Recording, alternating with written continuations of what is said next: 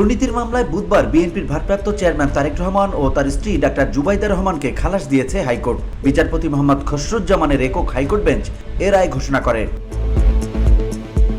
আদালতে দুর্নীতি দমন কমিশনের পক্ষে ছিলেন আইনজীবী আসিফ হাসান, আপিলের পক্ষে ছিলেন আইনজীবী এস.এম. শাহজাহান, কায়সার কামাল ও জাকির হোসেন ভুইয়া, রাষ্ট্রপক্ষে ছিলেন deputy attorney general Mohammad Abdul Karim. আইনজীবী এস.এম. শাহজাহান বলেন, যে সম্পত্তিগুলো তারেক রহমানের নামে দেখানো হয়েছে একটাও জ্ঞাত আয় বহির্ভূত না, একটা টাকা বা একটা সম্পত্তিও বাংলাদেশের বাইরে না।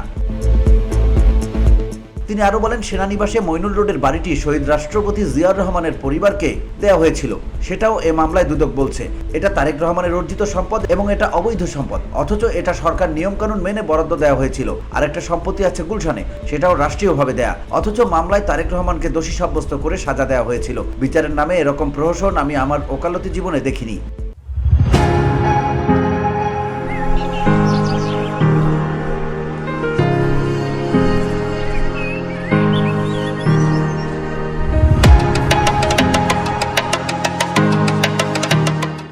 গত 14 মে ডাক্তার জুবাইদা রহমানের 3 বছরের কারাদণ্ডের রায়ের বিরুদ্ধে দায়ের করা আপিল শুনানির জন্য গ্রহণ করেছিলেন হাইকোর্ট। একই সঙ্গে জরিমানা স্থগিত করে ওই দিন আপিল নিষ্পত্তি না হওয়া পর্যন্ত তাকে জামিন দেওয়া হয়।